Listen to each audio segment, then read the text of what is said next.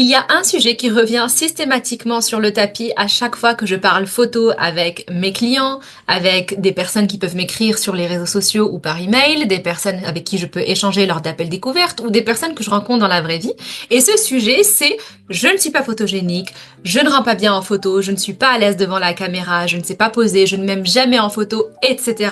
Toutes ces autres différentes versions de la fameuse phrase je ne suis pas photogénique. Et sans exagérer, c'est la phrase que j'entends le plus en tant que photographe et je suis quasiment sûre que tous les photographes peuvent vous dire que c'est la phrase qu'ils entendent le plus. Sauf que je suis convaincue qu'il n'y a pas de personnes qui sont photogéniques et d'autres qui ne le sont pas. Au contraire, je pense qu'il y a un facteur important à prendre en compte, c'est le photographe que vous avez en face de vous. Il y a une phrase que je répète tout le temps à mes clients et de façon générale, une phrase que j'utilise tout le temps, c'est « ce n'est pas vous qui n'êtes pas photogénique, c'est simplement votre entourage qui n'est pas photographe ». Parce qu'en réalité, le souci n'est pas est-ce que vous vous rendez bien, genre fondamentalement vous êtes une personne qui rend bien ou pas en photo, mais le vrai sujet, c'est est-ce que la personne en face arrive à capter le meilleur de vous-même quand elle vous prend en photo. Si tu me découvres pour la première fois, je suis Malek, photographe à Paris et je me suis spécialisée dans le branding, c'est-à-dire que je fais de la photo pour les professionnels, à la fois qui vendent des services ou des produits, donc les entrepreneurs, les entreprises et les marques. Et avant de faire ça, j'ai travaillé dans le domaine de la mode et du luxe. Donc tout cet univers d'images me parle parfaitement bien, j'en comprends les codes et je sais comment jouer avec ces codes justement pour que mes clients soient mis à leur avantage au maximum et qu'ils renvoient l'image qu'ils veulent renvoyer avec leur entreprise en fonction de leur positionnement, en fonction de la cible qu'ils cherchent à toucher. Si tu veux en savoir un petit peu plus sur moi et ce que je propose, je t'invite à aller cliquer sur les liens qui sont dans la description pour découvrir mon site internet et pourquoi pas prendre un appel avec moi pour qu'on travaille ensemble. Tu trouveras tout dans la description et c'est parti pour la suite de cette vidéo. Très souvent, si c'est notre entourage qui nous prend en photo, des amis ou des personnes qui vont nous prendre sur le vif, etc., ces personnes vont pas faire attention à tous les détails et tous les facteurs qui peuvent jouer sur la réussite d'une photo. Donc ces gens-là vont faire une photo un petit peu comme ça, sans trop réfléchir, sur le vif, et ça va être typiquement la photo où on aura les yeux à moitié fermés, moitié ouverts, voilà. Peut-être le regard un peu de travers, peut-être le col de la veste, de la chemise qui n'est pas tout à fait bien mis, les cheveux qui vont dans le mauvais sens, etc. Plein de petits détails comme ça, peut-être même qu'au niveau du cadrage on sera pas bon, que la lumière ne sera pas bonne, etc. Et forcément, si c'est ces gens-là qui nous prennent en photo, à force on va commencer à se dire que nous ne sommes pas photogéniques. Mais ce n'est pas vrai. Ce n'est absolument pas vrai et j'ai envie de vous rassurer là-dessus. Si vous pensez que vous n'êtes pas photogénique, je vous garantis que vous l'êtes, que tout le monde peut l'être. Il y a des façons de faire qui peuvent vous assurer de mieux vous aimer en photo, de devenir photogénique. Et c'est ce que je vais partager avec vous pendant cette vidéo. Ce qui fait la différence entre un photographe et quelqu'un qui ne l'est pas mais qui va vous prendre en photo, c'est qu'un photographe aura bien souvent une certaine sensibilité et un sens du détail que quelqu'un d'autre ne pourra pas avoir. Et le photographe fera donc en sorte de prendre en compte ces éléments pour garantir que la photo soit réussie. Parmi ces éléments-là, il y a le cadrage, la lumière, la pose. Le photographe va vous dire comment vous tenir, va vous dire quelle pose adopter et va vous dire quand il y a quelque chose qui ne va pas pour que vous puissiez corriger et que ça ne se voit pas du coup sur la photo. Au-delà de ça, lorsque c'est un shooting vraiment qui est organisé et non pas une photo sur le vif, il y a aussi d'autres aspects que le photographe pourra prendre en compte et des conseils qu'il pourra vous donner par rapport à votre tenue vestimentaire, par rapport à une vision, une direction artistique qui permettra de créer les bonnes photos que vous recherchez. Mais on va pas parler de ça maintenant, on va parler vraiment de photos de façon générale, on va parler de photos du quotidien, comment devenir plus photogénique, comment plus vous aimez en photo quand c'est quelqu'un qui vous prend en photo, qu'il soit photographe ou non. Je vais vous donner les différents points à garder en tête et j'aimerais juste qu'on casse ce mythe de la photogénie. Il n'y a pas de personnes photogéniques et d'autres qui ne le sont pas. Être photogénique, ce n'est pas une question de beauté, ce n'est pas une question de physique, c'est vraiment une question de confiance en soi, de posture, une question d'avoir la bonne personne en face et de plein de choses qui s'imbriquent ensemble et qui font qu'on a de belles photos. Peut-être que là, vous avez l'impression qu'il y a beaucoup de choses à prendre en compte, mais pas vraiment. C'est assez simple, c'est des petites choses à mettre en place ou à garder en tête pour être sûr à chaque fois de vous aimer en photo. Avant toute chose, j'ai envie de vous dire que pour avoir de jolies photos, pour vous sentir bien et vous aimer en photo, il va falloir vous assurer que vous êtes dans un bon état d'esprit ce jour-là, dans de bonnes conditions, que vous êtes disposé à être pris en photo.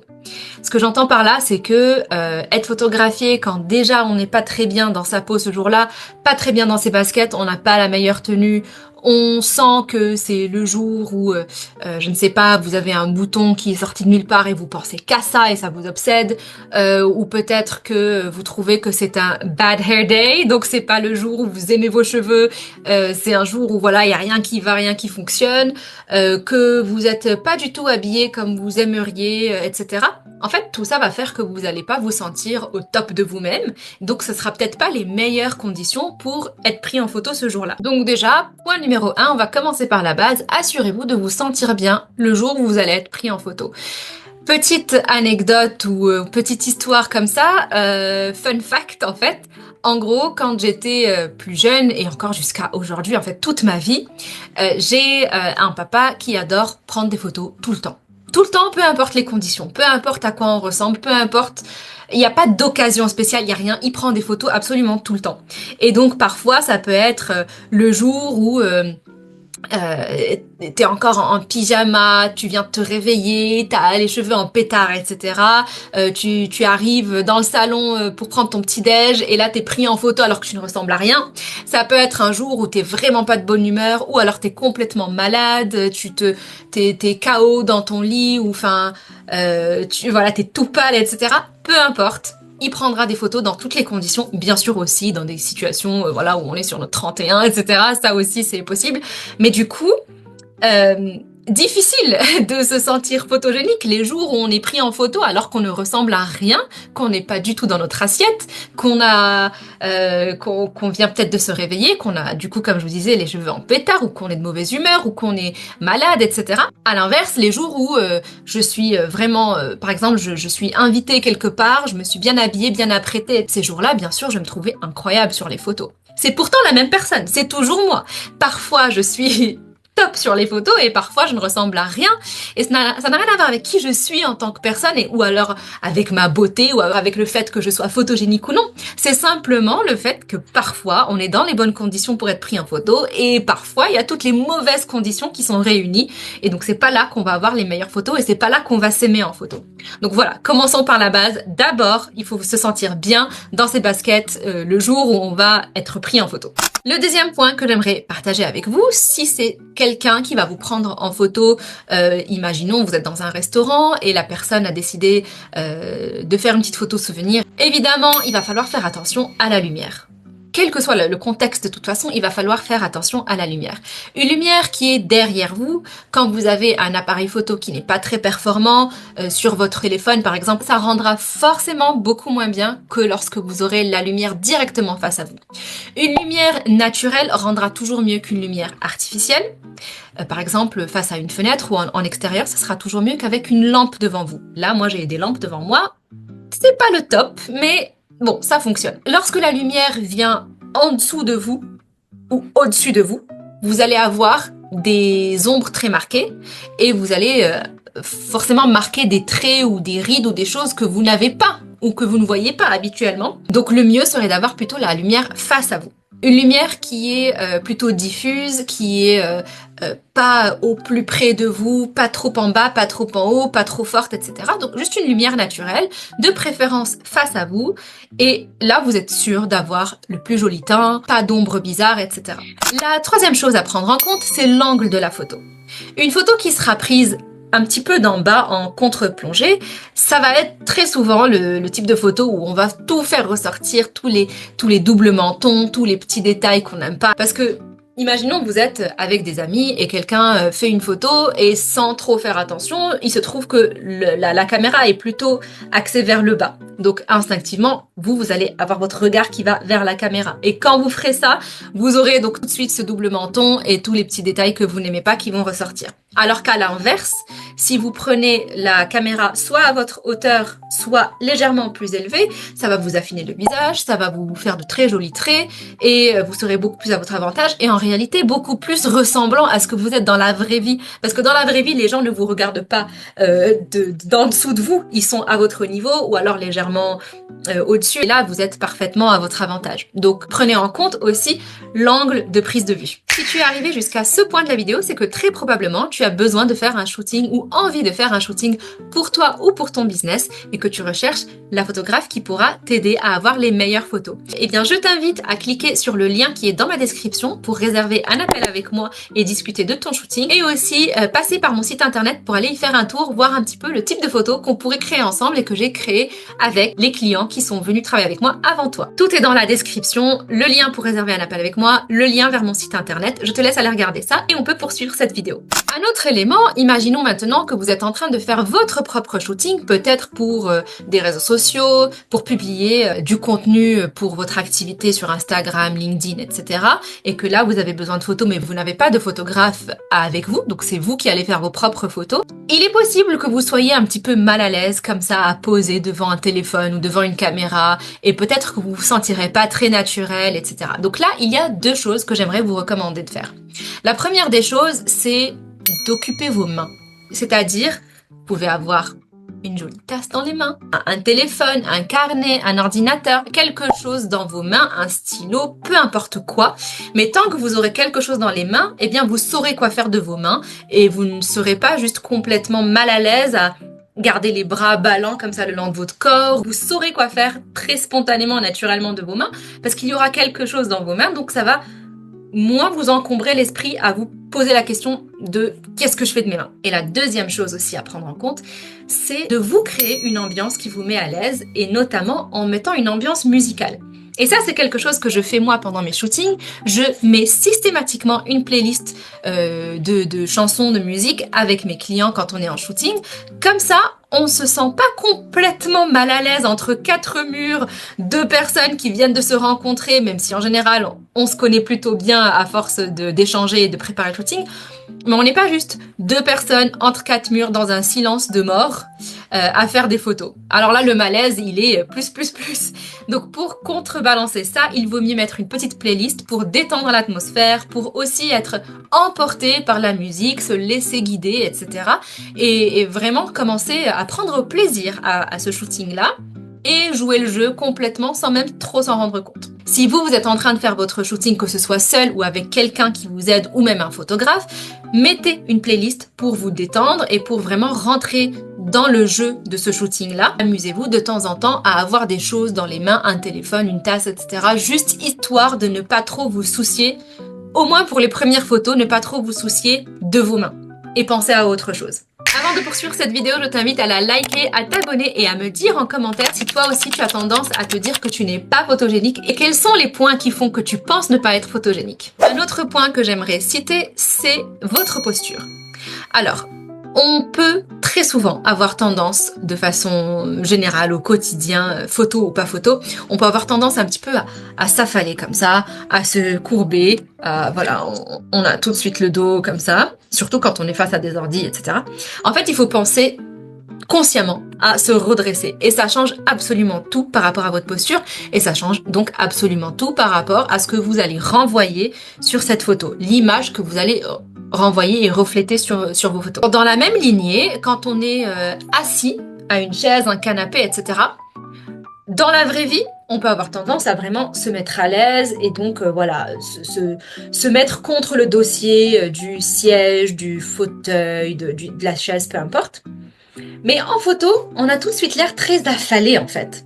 Alors, pour un shooting photo, il vaut mieux toujours garder en tête cette posture-là. Qu'on soit assis, qu'on soit debout, c'est toujours plus intéressant de rester vraiment bien droit, sans trop exagérer, sans être complètement rigide, etc. Là, ça devient too much, mais juste garder le dos bien droit, de façon assez naturelle, et éviter ni de s'affaler comme ça en avant, ni de s'affaler en arrière quand on est assis, adossé à un siège. Une autre chose, c'est de garder en tête de toujours créer du mouvement. Vous serez indéniablement et sans aucun effort beaucoup plus naturel quand vous serez en mouvement que lorsque vous serez en train de poser consciemment et d'essayer de trouver la pose qui rend bien. Donc, évidemment, certains sont très à l'aise à poser. Moi, j'adore poser.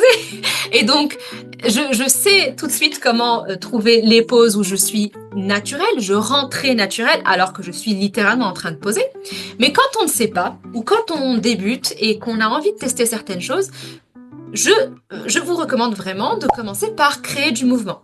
Donc au lieu d'être simplement assis, je vais vous faire la démonstration, assise avec votre tasse et vous êtes comme ça totalement crispé, peut-être vraiment amusez-vous à regarder votre tasse, à regarder un petit peu par là, bouger sur votre chaise, ne pas être complètement statique. C'est une façon de commencer. Quand vous êtes debout, au lieu de simplement être complètement droite comme un piqué debout face à la caméra, peut-être faites quelques pas en avant, puis quelques pas en arrière, puis vous tournez un peu à gauche, un peu à droite, être constamment en mouvement. Les mannequins et les modèles photos professionnels, eux, ils utilisent un terme et les photographes en fait, ils utilisent un terme qui est le micro-movements. En fait, tout le temps faire des micro-mouvements, tout le temps être en micro-action. Donc ne jamais être statique, mais aussi le but c'est pas d'être dans des mouvements extrêmes et exagérés, quoique parfois c'est plutôt, ça rend très bien, mais simplement garder en tête de faire des petits mouvements constants qui permettent de créer un peu plus de vie dans vos photos et de donner beaucoup plus de naturel et de beaucoup moins du coup vous là-dedans. Vous allez ni être crispé ni être complètement bloqué à vous dire il faut que je me tienne exactement comme ça, comme m'a dit ma photographe et que je ne bouge pas d'1 millimètre. Au contraire, faites des micro-mouvements et ça va beaucoup mieux rendre en fait en photo. Autre conseil qui va un petit peu avec le conseil précédent, de façon générale, on est beaucoup plus à notre avantage quand on est de 3/4 que quand on est totalement face à la caméra. Alors ça ne veut pas dire qu'il faut absolument éviter les photos face à la caméra parce que elles ont aussi leur place, elles renvoient un message différent, elles ont aussi leur intérêt. Mais c'est vrai que un peu un cheat code pour toujours être sous son meilleur jour en photo, c'est plutôt que de se tenir pile poil face à la caméra, se tenir légèrement de 3/4. Alors, je sais pas si je le fais bien là. J'essaye de le faire tout en regardant. Mais voilà, quand on est légèrement de 3/4, on est toujours beaucoup plus à son avantage que quand on est totalement face à la caméra parce qu'on peut avoir ce côté totalement plat où les traits sont aplatis. Donc, pourquoi pas un petit cheat code quand on démarre, pourquoi pas toujours garder en tête de pas être 100% face à la caméra, mais légèrement sur le côté, légèrement de 3/4, légèrement de profil. Parlons de sourire.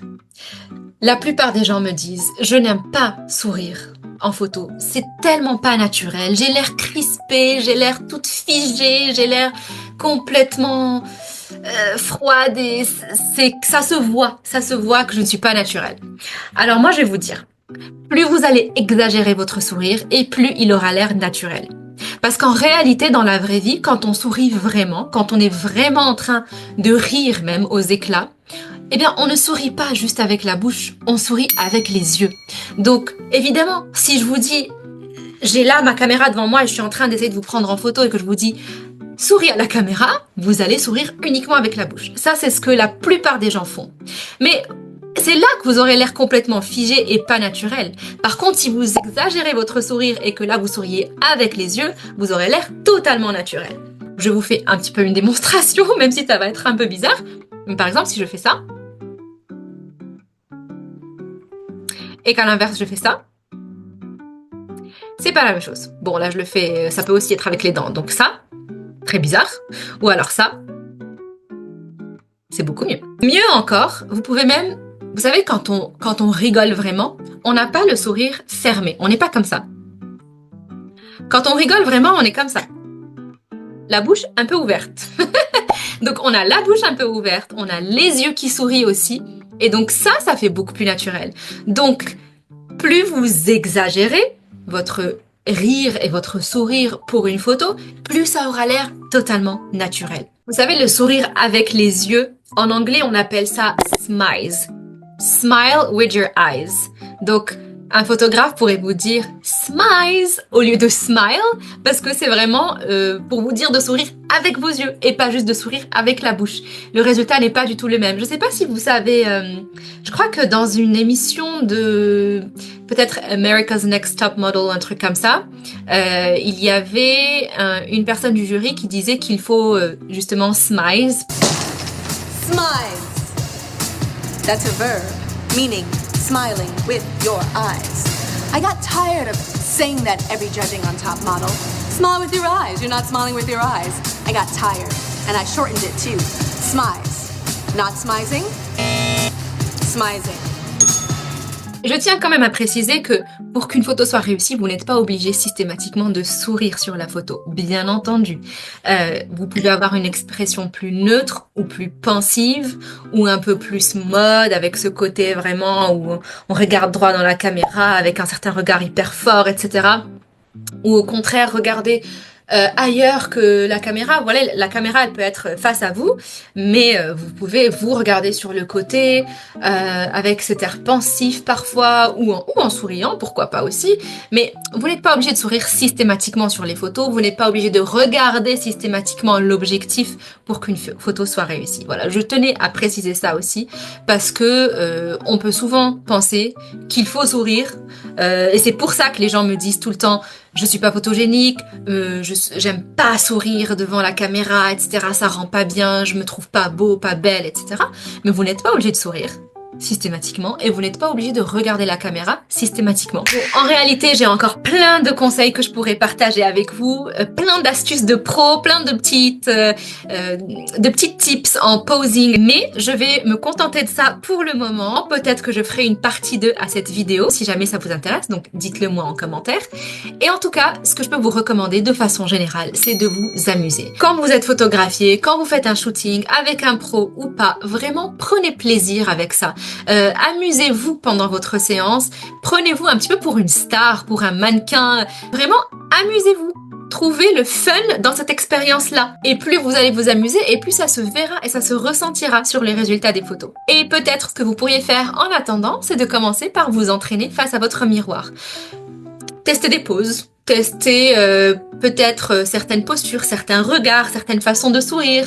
Sourire avec les yeux, sourire sans les yeux, sourire la bouche entrouverte ou pas. Et vous allez voir ce que ça donne. Et à force de vous entraîner, vous allez développer des poses qui seront plus naturelles pour vous, qui seront assez spontanées pour vous quand vous serez photographié. Vous allez aussi trouver votre meilleur angle. Est-ce que vous préférez tel ou tel profil? Est-ce que vous préférez être pris plutôt d'en haut, plutôt d'en bas? Trouvez vraiment l'angle qui vous plaît le plus. Entraînez-vous d'abord face à votre miroir et puis pourquoi pas en faisant une petite séance photo avec votre téléphone, en mettant un retardateur et en prenant quelques photos, en testant différentes poses, en étant juste seul avec vous-même. Il n'y a personne pour vous juger, il n'y a personne pour vous regarder. Vous êtes juste là à tester différentes choses jusqu'à trouver ce qui fonctionne pour vous et les postures, les poses, les regards, les sourires dans lesquels vous vous sentez le plus à l'aise et le plus à votre avantage. Quand vous serez en shooting photo avec un photographe, faites confiance à la personne qui est en face de vous, laissez-vous guider, prenez goût à l'expérience et jouez avec ce shooting photo. Comme je vous dis, plus vous vous amusez, plus ça se ressent et plus le résultat est naturel, plus vous serez beau et belle sur vos photos, photogénique sur vos photos et vous allez tout simplement vous aimer sur vos photos. Maintenant, tu as toutes les clés en main pour briller devant la caméra. J'espère que cette vidéo t'a plu et t'a aidé. Si tu souhaites que j'en fasse une partie 2 avec d'autres conseils, dis-le moi dans les commentaires. En tout cas, avec ces conseils-là déjà, tu as tout ce qu'il faut pour pouvoir te sentir beaucoup plus à l'aise et beaucoup plus t'aimer en photo. Merci d'avoir regardé cette vidéo jusqu'ici. N'oublie pas de la liker et de t'abonner et pourquoi pas de me laisser un petit commentaire pour me dire ce que tu en as pensé. Et nous, on se retrouve dans une semaine. Bisous!